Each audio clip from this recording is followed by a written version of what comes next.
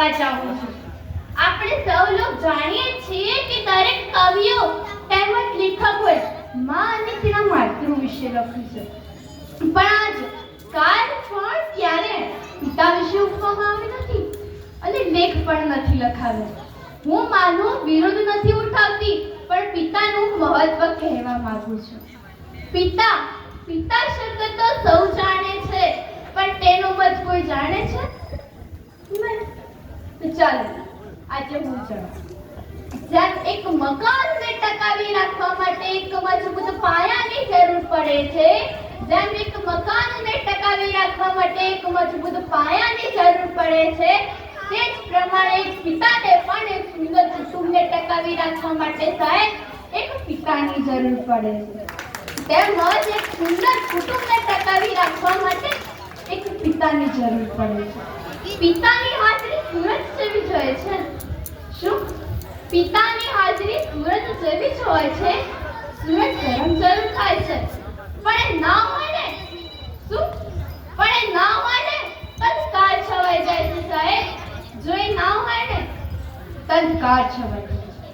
એક એવી કહેવત છે કે ઘોડે ચડતો બાપ મળશે પણ છાણા વીંટી માનો મળતી.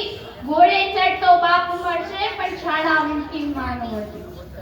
ફક્ત હું તમને એટલું જ કહેવા માંગુ છું કે એકવાર એ બાળક પાસેથી જાણી તો જોજો. તો જેને તેના પિતાને ગવાયા છે, તેના પિતાનો પ્રેમ નથી મળ્યો, એકવાર એ બાળક પાસેથી જાણી તો જોજો તો પિતાનું મૂલ્ય શું છે. તું નાનો હતો, પાપા પગે ભરતો હતો, ચાલતા ચાલતા પડી જતો હતો, ત્યારે મનમાં એક જ વિચાર હતો કે પપ્પા છે.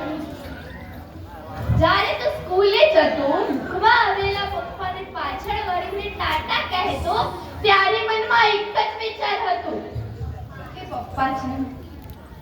જ્યારે તું કોલેજે જતો, મોજ મસ્તી કરતો, કદાચ મૂંઝવણ અનુભવતો, ત્યારે પણ મનમાં એક જ વિચાર હતો કે પપ્પા છે.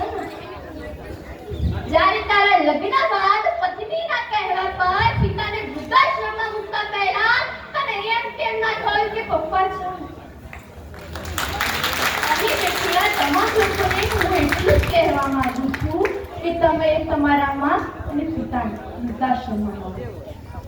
પણ એ છે ને સોચતા પહેલા નહીં તો તમારું કોઈ અસ્તિત્વ જ નથી.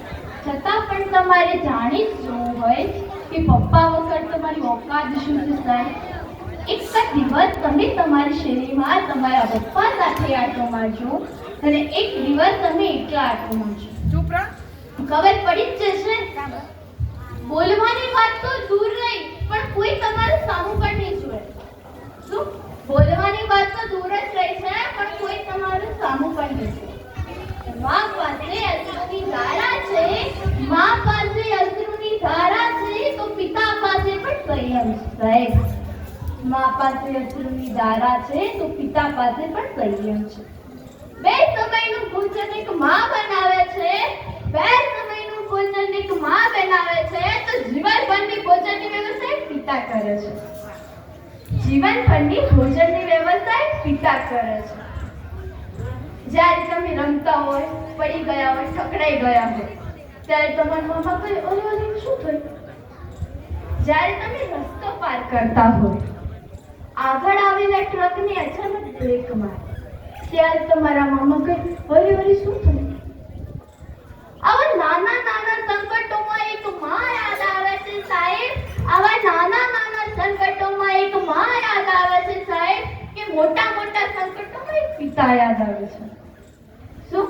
મોટા મોટા સંકટોમાં એક પિતા યાદ આવે છે. માં એક એવી બેન છે કે જ્યાં તમે તમારા બધા જ દુઃખ બતાવી શકો છો. માં એક એવી બેન છે કે જ્યાં તમે તમારા બધા જ દુઃખ સમજાવી શકો છો. તો હું કહું છું તે પપ્પા એક એવો ક્રેડિટ કાર્ડ છે જો બેલેન્સ ન હોવા છતાં પણ તમને અઢળક ખુશીઓ આપી શકે છે. જો બેલેન્સ ન હોવા છતાં પણ તમને અઢળક ખુશીઓ આપી શકે છે. મારા માટે તો પપ્પા માટે કહું એટલા જ શબ્દો ઓછા છે. મારા માટે તો પપ્પાને કહું એટલા જ ઓછા શબ્દો છે, પણ સમયની મર્યાદા રાખીને હું છેલ્લી પંક્તિ કરીને મારી વાણીને વિરામ આપીશ. થાક ઘણો હતો ચહેરા પર પણ પરિશ્રમ કરતા જોયા છે.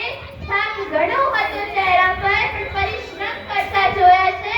આંખોમાં ઊંઘ હતી છતાં પણ ચિંતામાં જાગે છે. આંખોમાં ઊંઘ હતી છતાં પણ ચિંતામાં જાગે છે. અડધી રાતે આંખો ખોલીને અમારા સપના જોતા જોયા છે. અડધી રાતે આંખો ખોલીને અમારા સપના જોતા જોયા છે. કોઈ દિવસ કોઈને ગણાવતા નહોતા. કોઈ દિવસ કોઈને ગણાવતા નહોતા. મનમાં ને મનમાં વિચારતા હતા. મનમાં ને મનમાં વિચારતા હતા. તકલીફ ચારે બાજુ હતી એક હાથે લડતા જોયા છે. તકલીફ ચારે બાજુ હતી એક હાથે લડતા જોયા છે. મેં મારા પપ્પાને પ્રશ્ન પૂછ્યો હતો કે પપ્પા, આજકાલની દુનિયા એમ કહે છે તો દીકરીઓ બોજ હોય છે. આજકાલની દુનિયા એમ કહે છે પણ દીકરીઓ તો બોજ હોય છે. પણ દીકરીઓને જ કેમ બોજ કહેવામાં આવે છે? દીકરાઓ બોજ નથી. દીકરાઓ પણ બોજ છે. દીકરાઓ તો બાપના પગ પર બેસીને રાજ કરે છે. બાપના પૈસા પર રાજ કરે છે. તો પણ આજકાલની દુનિયાને એમ નથી થતું. દીકરો તેના બાપના પૈસા પર રાજ કરે છે. અને એક દીકરી એવી હોય છે કે જે ખુદ પોતાના પગ પર ઊભી રહીને એક નોકરી સંભાળે છે, તેના પોતાના પાયા પર નોકરી કરે છે. એ આજકાલની દુનિયાને નથી દેખાતું. પણ આજકાલની દુનિયાને એમ જ થાય છે કે દીકરીઓ બોજ હોય છે. શું? દીકરીઓ બોજ હોય છે. પણ હું એમ કહેવા માંગુ છું કે દીકરી અને દીકરાને બંનેને સમાન રાખવા જોઈએ. દીકરી અને દીકરાને બંનેને સમાન રાખવા જોઈએ. કદી ફેરફાર ન કરવો. બંનેમાં એક જ જેવું છે. બંનેમાં ફેરફાર ન કરો. એક જ જેવા છે. અને છતાં પણ તમારે મારા શબ્દો ના માનવા હોય તો એક દિવસ ખાલી તમે આયોજન કરીને જોઈએ. દીકરીમાં કેટલું ટેલેન્ટ છે અને દીકરામાં શું? દીકરીમાં કેટલું ટેલેન્ટ છે અને દીકરામાં તમને ખબર જ પડી હશે. અને હું કહું છું, દીકરો નાનો હોય કે મોટો હોય, અને દીકરી નાનું હોય તો મોટી હોય, પણ જેટલું પૂરતું જોતું હોય એટલું જ લઈ આપે. જે કામ કરવું આજકાલની દુનિયાને એમ નથી થતું તો દીકરી બધા જ ઘરના કામ કરે છે, ત્યાં દીકરો કશું કામ નથી કરતો. દીકરી ઘરના બધા કામ કરે છે પણ દીકરો કશું ઘરનું કામ નથી કરતો. એ આજકાલની દુનિયાને નથી દેખાતું. પણ એમ જ કહે છે દીકરો બોજ નથી હોતો. દીકરો બોજ નથી હોતો અને દીકરી બોજ પણ નથી. ઘરના બધા જ કામ કરે છે. આજકાલની દીકરીઓ કરાટે, વાહન બધું ચલાવી શકે છે. બધું ચલાવે છે. તમને પણ ખબર હશે ગામમાં બધી દીકરીઓ ઘણા ટાસ્ક પણ કરે છે.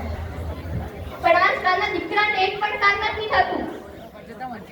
પોતાના દીકરા સાથે તમે એક દિવસ જોઈ લેજો. એમ કહેજો કે દીકરા મારી તબિયત આજે ઘરમાં રસોઈ બનાવી દેશે. દીકરો તરત મોટા પર આપી દેશે. તો મારે મને રસોઈ કરતા નથી આવતી, તમારી દીકરીને કહો આપી દેશે મોટા પર. જો મારી વાત ન માનવી હોય તો એક દિવસ તમે ટેસ્ટિંગ કરી. એક દિવસ જાણી તો જો દીકરામાં દીકરીમાં શું ફેર છે. થેન્ક યુ વસ્તુ જૈન રહેવા.